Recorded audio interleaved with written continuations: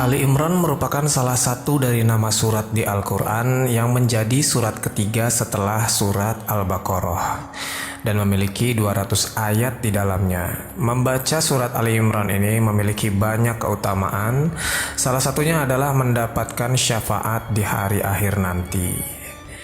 Tapi tahukah teman-teman mengapa ayat ketiga ini dinamakan Ali Imran, dan tahukah siapa Ali Imran ini? Lantas mengapa namanya ini sampai diabadikan di Al-Quran? Untuk itu di video ini kita akan membahas tentang keluarga Imran.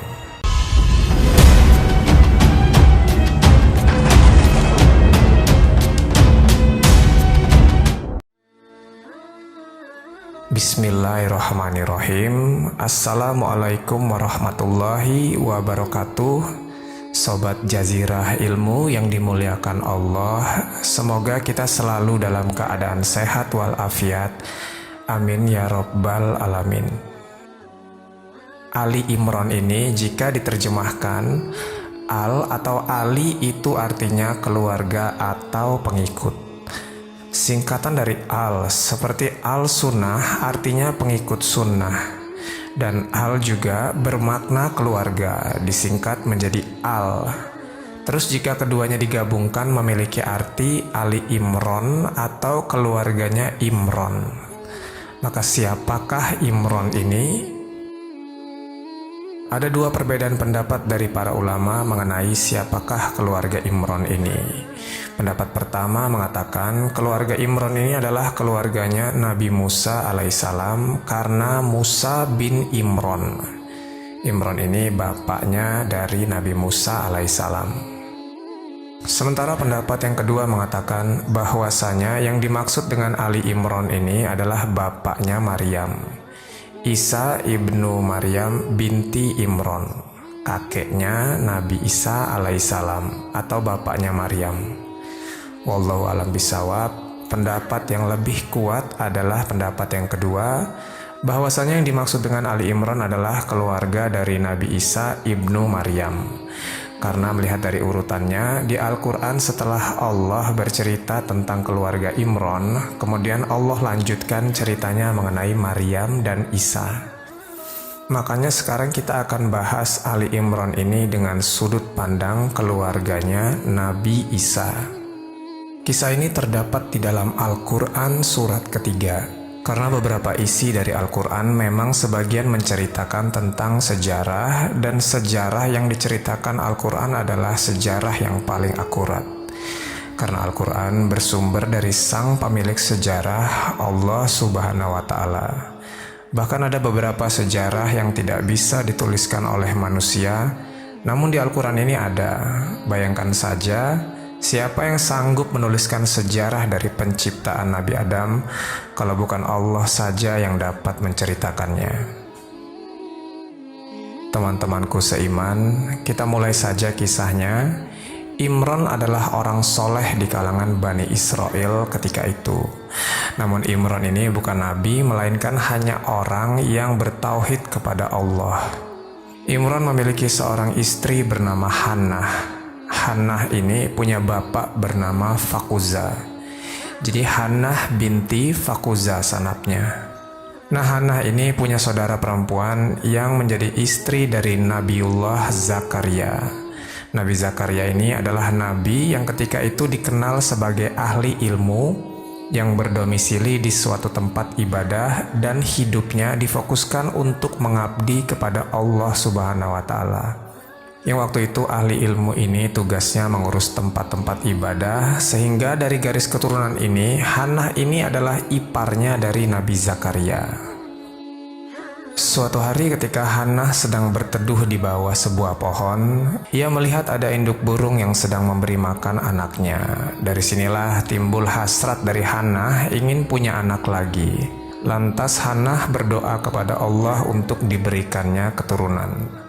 Perlu diketahui teman-teman, ketika Hannah minta diberikan keturunan kepada Allah, saat itu ia usianya sudah sangat tua dan sudah tidak mungkin lagi untuk punya anak, dikarenakan sudah dalam masa menopause, sudah tidak haid lagi. Namun setelah Hannah selesai berdoa, saat itu juga Allah langsung mengabulkan doanya tersebut. Hingga pada akhirnya Hannah pun langsung haid.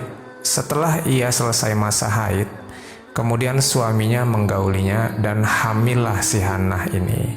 Ketika dalam masa kehamilannya, Hannah berdoa kepada Allah, "Ya Rob, aku bernazar kepadamu, apa yang ada di dalam perutku ini akan menjadi seorang lelaki atau pelayan di Baitul Maqdis." Yang dimaksudkan dengan pelayan adalah seorang pengurus atau alim ulama untuk Baitul Maqdis. Jadi sebelum anaknya dilahirkan, Hannah sudah menyerahkan anak tersebut untuk hanya fokus dan meninggalkan segala sesuatu yang berbau dunia dan senantiasa hanya beribadah kepada Allah saja selama hidupnya. Inilah ungkapan rasa syukur Hannah kepada Allah karena bisa mengandung dan akan segera mempunyai anak. Tatkala suatu hari lahirlah anaknya Hannah ini, namun yang lahir bukanlah anak laki-laki, melainkan seorang anak perempuan, dan Allah takdirkan sebelum anak ini lahir suaminya Hannah yang bernama Imron ini meninggal dunia. Maka ketika bayi itu lahir, ia langsung menjadi yatim. Lalu setelah Hannah mengetahui bayinya ini perempuan, ia berdoa lagi kepada Allah, "Ya Rob, aku melahirkan anak perempuan, dan Engkau lebih tahu bahwasanya anak laki-laki tidak sama dengan anak perempuan." Maksudnya di sini adalah bukan berarti Hannah tidak bersyukur bahwa ia telah mendapatkan anak perempuan. Namun untuk menjadi seorang pengabdi di Baitul Maqdis lebih afdol bila ia seorang laki-laki. Akan berbeda ceritanya bila kedudukannya diisi oleh seorang perempuan. Maka Allah pun menjawab doa Hannah. Anak perempuan ini akan berbeda dengan anak perempuan dimanapun, karena ia spesial, karena hanya Allah yang lebih tahu apa yang kalian tidak ketahui.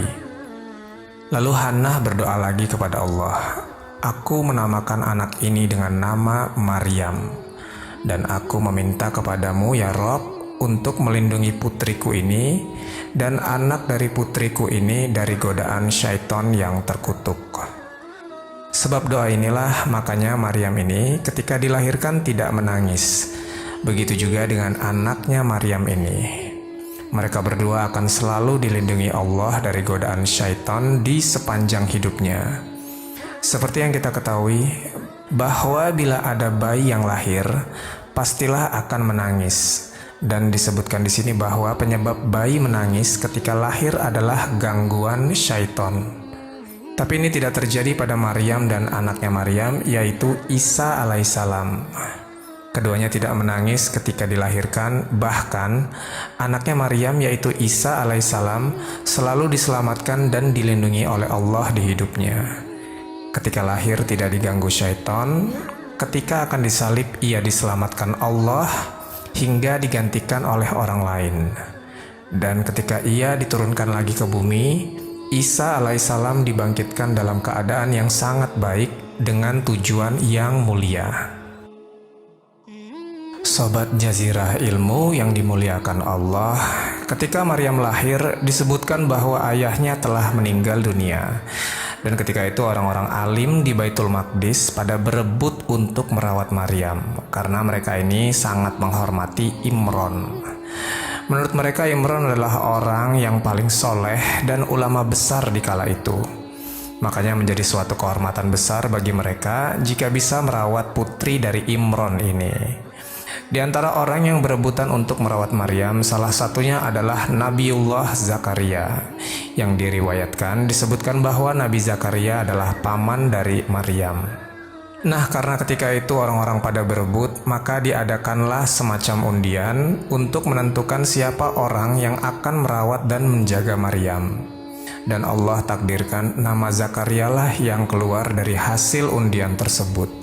Akhirnya Nabi Zakaria lah yang bertugas merawat Maryam hingga besar. Nabi Zakaria ini teman-teman membuatkan sebuah mihrab yang khusus di Baitul Maqdis untuk Maryam. Mihrab di sini dimaksudkan sebuah space khusus untuk beribadah. Tempatnya dibuat agak tinggi sehingga kalau ingin masuk ke dalam mihrabnya Maryam ini harus menaiki beberapa anak tangga. Jadi semacam tempat ibadah dan sekaligus menjadi tempat tinggalnya Maryam. Kesehariannya Maryam selalu berada di dalam mihrabnya.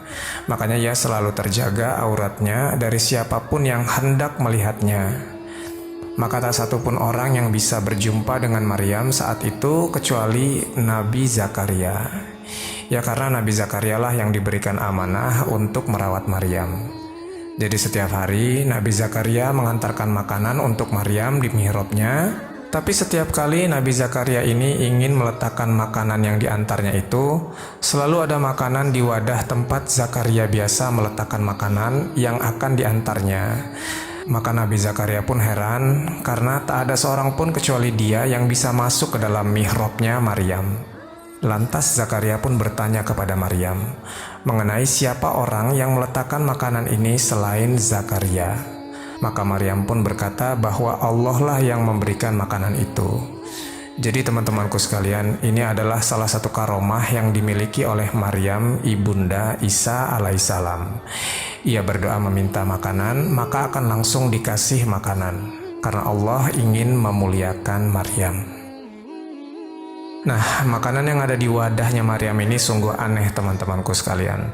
Contohnya pada saat musim panas, di wadah makanan Maryam ini ada buah-buahan dari musim dingin.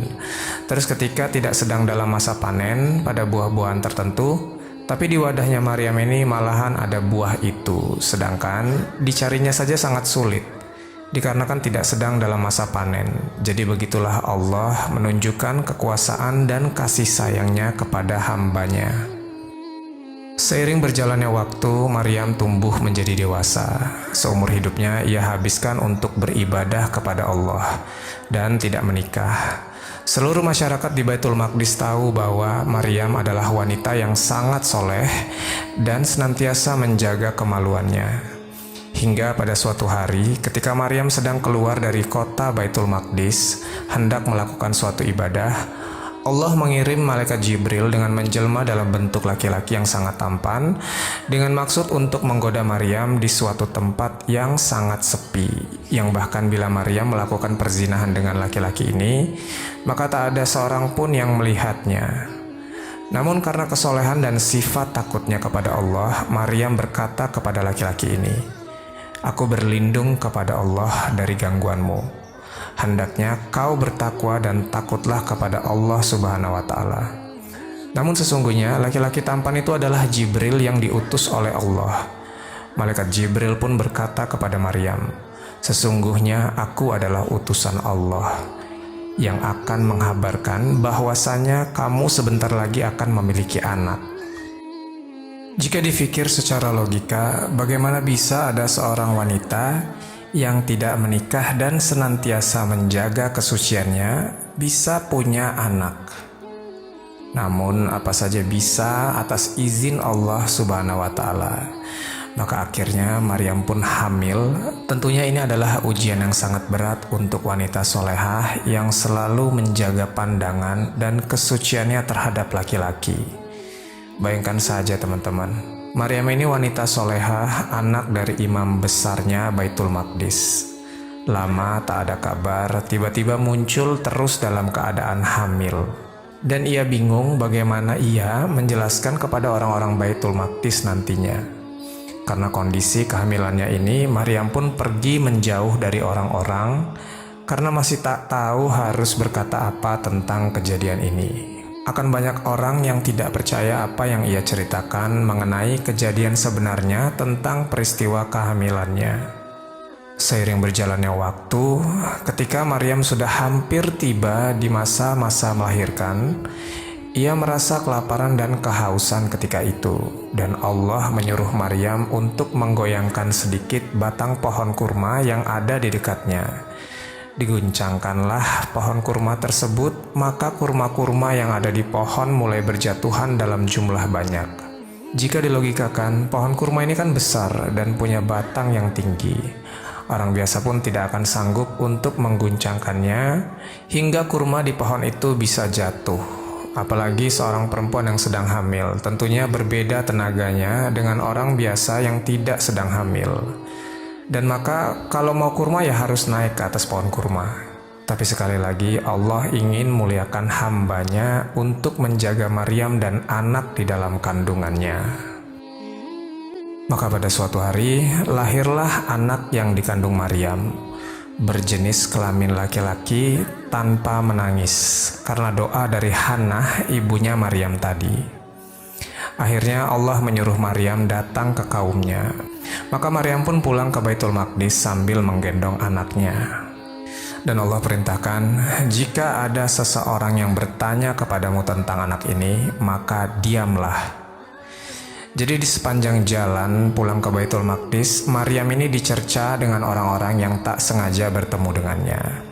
Wahai Maryam, ayahmu seorang imam besar dan ibundamu bukan seorang pezina. Mengapa engkau melakukan kemungkaran yang luar biasa?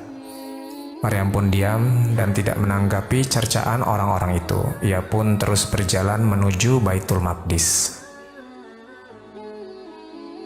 Sesampainya di Baitul Maqdis, orang-orang mengerumuni Maryam dan bayi yang ia gendong. Maka mereka kebingungan dan gak sedikit dari mereka yang memiliki stigma negatif mengenai Maryam. Ya gimana bisa seseorang wanita soleh yang tidak menikah menghilang beberapa bulan tiba-tiba ketika pulang sudah punya anak? Tentu saja orang-orang beranggapan di luar sana Maryam melakukan kemungkaran. Nah, di kejadian ini Maryam pun bingung. Ia tak tahu harus berkata apa. Bahwasanya jika ia berkata anak ini adalah pemberian dari Allah, maka tak satu pun dari mereka akan percaya. Disinilah Allah menunjukkan kekuasaannya. Tiba-tiba bayi yang berusia baru beberapa hari ini berbicara. Ia berkata, "Aku adalah hamba Allah. Ia telah memberikan kepadaku kitab Injil dan ia telah menjadikan aku seorang nabi. Ia telah menjadikan aku orang yang berbakti di mana saja aku berada. Dan ia mewajibkan aku sembahyang dan membayar zakat selama aku hidup. Dan ia menjadikan aku seseorang yang berbakti kepada ibuku. Dan ia tidak menjadikan aku orang yang sombong, serta keselamatan atasku pada hari aku dilahirkan, dan pada hari aku akan mati, dan pada hari aku akan dibangkitkan dalam keadaan hidup." Dan perkataan inilah yang membantah bahwasanya Nabi Isa bukan anak Tuhan, apalagi yang menganggapnya sebagai Tuhan. Nabi Isa adalah manusia sama seperti kita yang diwajibkan sembahyang dan membayar zakat. Bayi ini yang kelak akan menjadi seorang Nabiullah yang senantiasa bertauhid dan di akhir zaman akan dibangkitkan untuk membunuh Dajjal. Insya Allah di lain kesempatan kita akan membahas kisah hidup tentang Nabi Isa di video yang berbeda. Oke, jadi itulah cerita kita kali ini mengenai seorang hamba Allah yang bernama Imron yang ada di dalam Quran Surah Ali Imron. Semoga menjadi pengetahuan dan manfaat. Sampai ketemu di kisah-kisah seru penuh makna selanjutnya. Lebih dan kurangnya mohon dimaafkan. Yang benar datangnya dari Allah Subhanahu wa Ta'ala. Hilaf atau keliru itu datangnya dari saya pribadi sebagai manusia biasa. Saya akhiri. Wassalamualaikum warahmatullahi wabarakatuh.